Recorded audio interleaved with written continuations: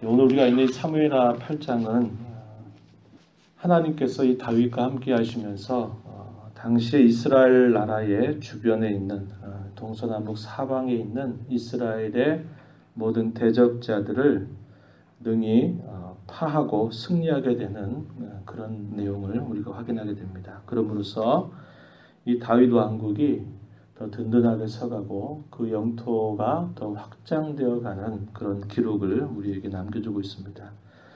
그에 앞서서 사무엘이 사사로서 선지자로서 다스렸던 때, 사사 시대의 이 말기에 이제 하나님께서 사무엘을 이스라엘에게 보내서 그가 다스리던 때에는 잃어버렸던 대적자들에 의해서 상실했던 그런 영토를 회복하는 그런 일들을 하나님 행해 주셨다면, 마침내 다윗이 다스리는 그런 나라가 됐을 때는 그 나라를 확장하게 하시는 그런 하나님의 일하심을 우리가 보게 되고, 그에 대한 역사적인 기록들이 오늘 본문 속에서 소개되고 있음을 보게 됩니다.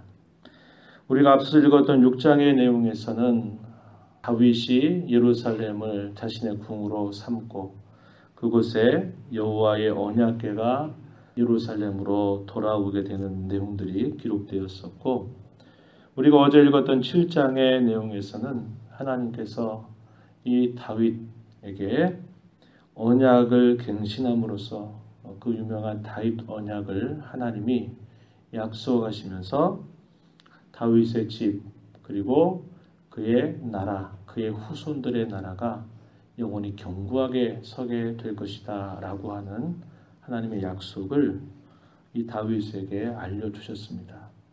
그 알려주셨던 그런 말씀의 내용들이 기록되고, 오늘 우리가 읽은 이 8장에 보면 그 후에 표현됐죠. 그 후에 다윗이 블레셋 사람들을 쳐서 항복을 받고 블레셋 사람들의 손에서 메덱 암마를 빼앗았다, 이렇게 기록하고 있습니다. 하나님께서 이 다윗에게 약속한 것처럼 내 집과 내 나라와 내 왕위를 영원히 견고하게 하게 하겠다. 7장 16절에 보면 그러한 약속을 하셨는데, 하나님 이렇게 약속하신 것처럼 하나님께서 이 다윗이 다스리는 그 나라를 더욱더 견고하게 세워가시도록 하나님이 약속하신 바를 이루어 가심을 우리가 살펴볼 수 있게 됩니다.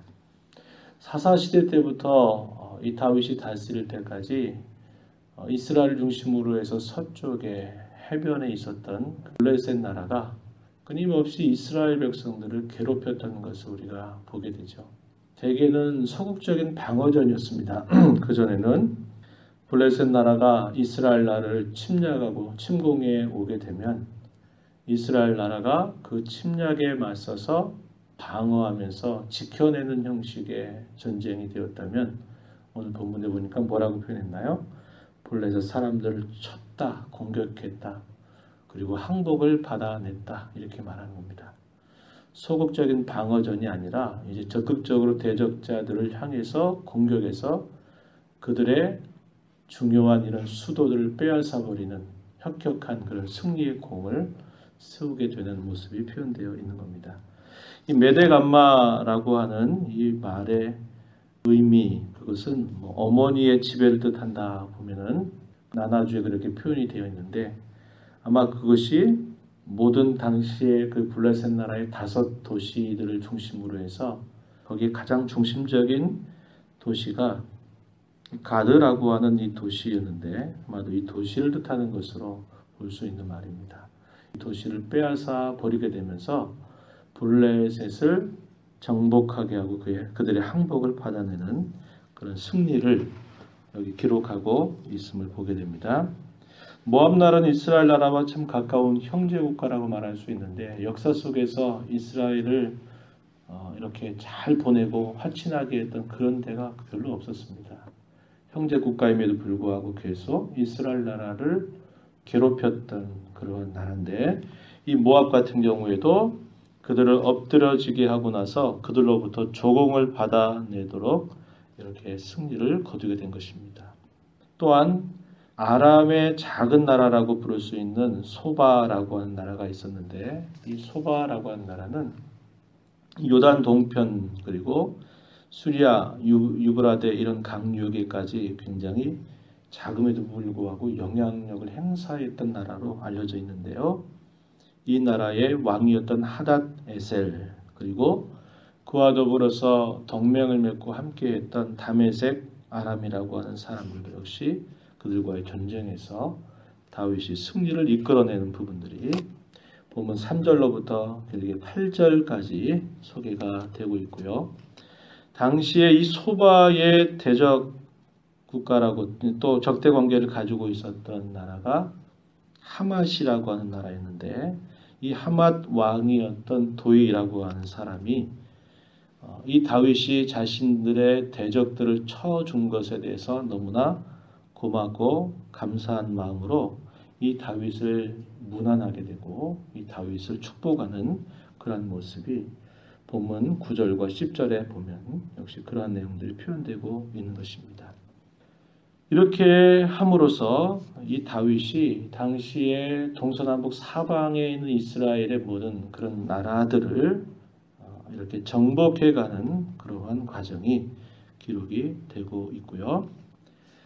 13절, 14절 우리가 읽지 않았습니다만 거기에 보면 이 에돔이라고 하는 나라도 쳐서 이기면서 이 에돔 나라를 다윗을 나라를 섬기는 그런 종의 국가로 만들어버리게 된 것입니다. 그러면서 이런 모든 그 승리의 그 원인이 어디에 있느냐 본문 속에서 우리가 살펴보면요.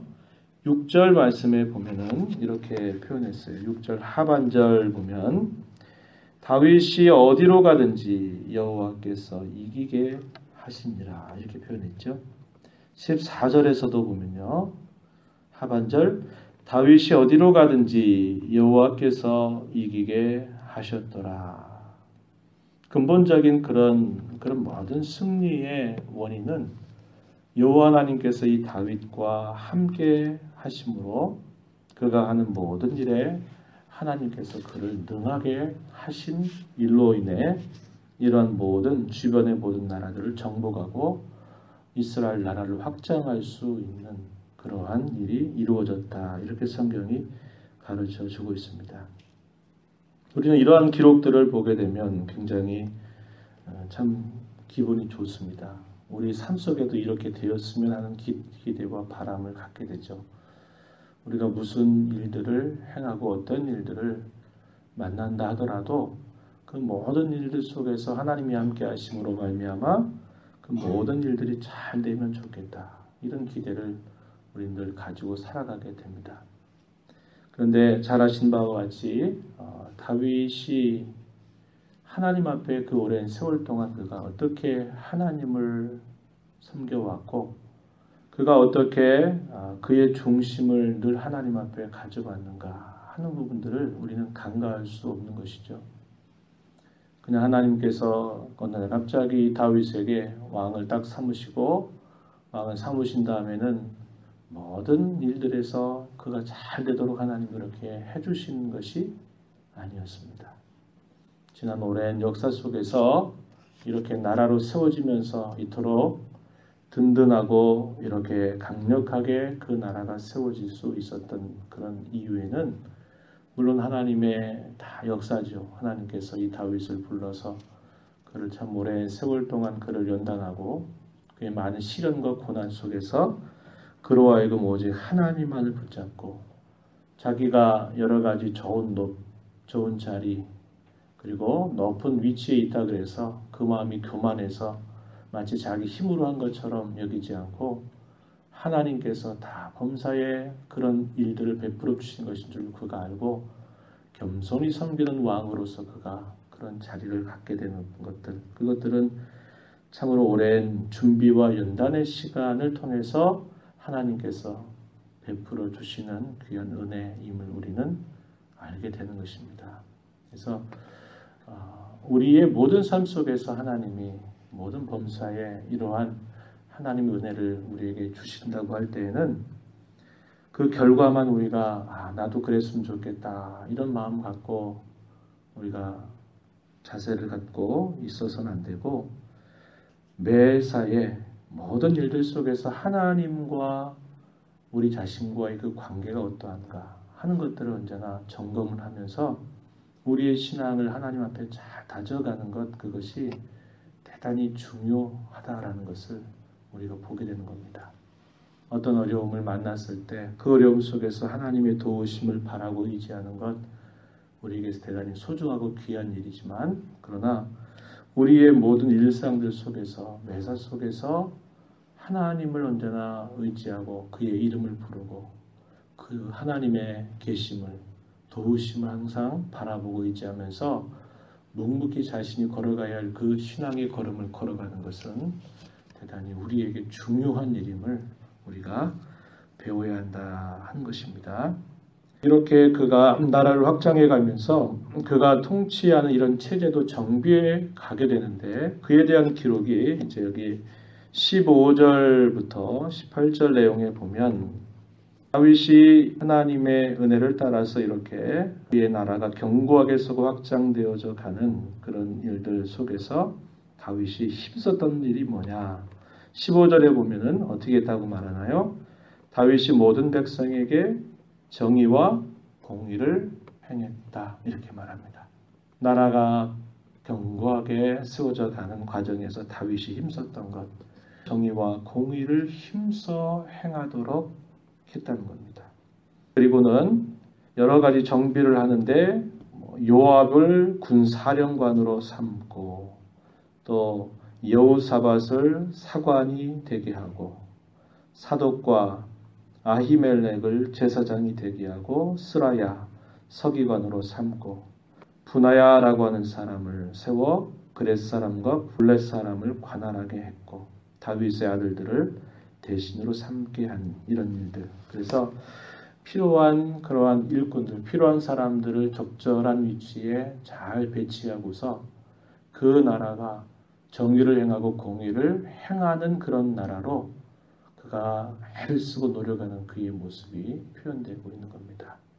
하나님은 다윗에게 약속한 것을 따라서 그대로 이행하시면서 하나님이 하나님 되심을 보여주셨고, 다윗은 그것이 하나님께서 함께 하심으로 얻게 된 결과인 줄을 그가 알고, 모든 대적자들을 쳐서 얻게 된 승리의 전리품들을 다 하나님께서 주신 것으로 알고 하나님께 드리는 자세를 가졌을 뿐만 아니라, 그 나라를 적절한 그런 사람들을 적절한 곳에 잘 세워서 그 나라가 정의와 공의를 행하는 그런 나라가 되게 했다고 하는 모습을 우리가 보게 되는 겁니다. 우리 대한민국에도 어쨌거나 여러 혼란들을 겪어가고 나면서 새로운 대통령과 새로운 일꾼들이 세워져 갈 것입니다. 하나님이 세우신 줄 알고 나라의 적절한 그런 일들에 잘 준비된 그런 사람들이 적재적소에 잘 세워져서 이 나라가 더 하나님 보시기에 의를 행하고 정의롭고 올바른 사회, 올바른 나라로 세워갈 수 있도록 우리가 기도해야 할 책임이 있습니다.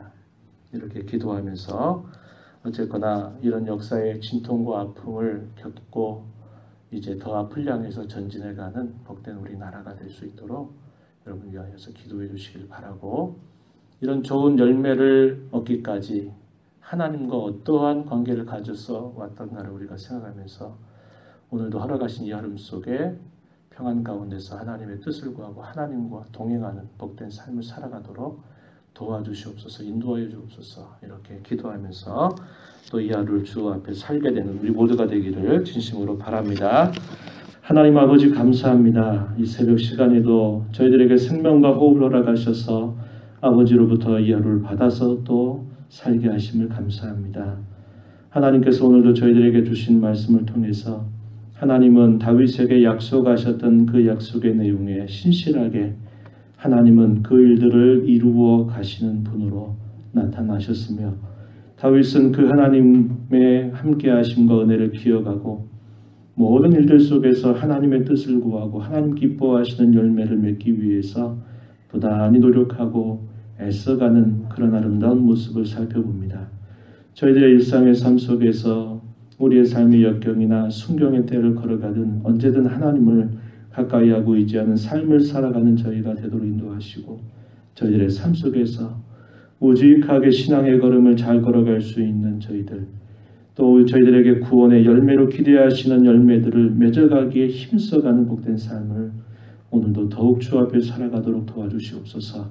은혜의 보좌 앞에 나와 강구하는 모든 심령들의 그 마음의 소원을 기억하시고 하나님을 만나는, 하나님께서 만나주시는 복된 자리가 되도록 인도하여 주옵소서. 예수님의 귀하신 이름으로 기도하옵나이다. 아멘.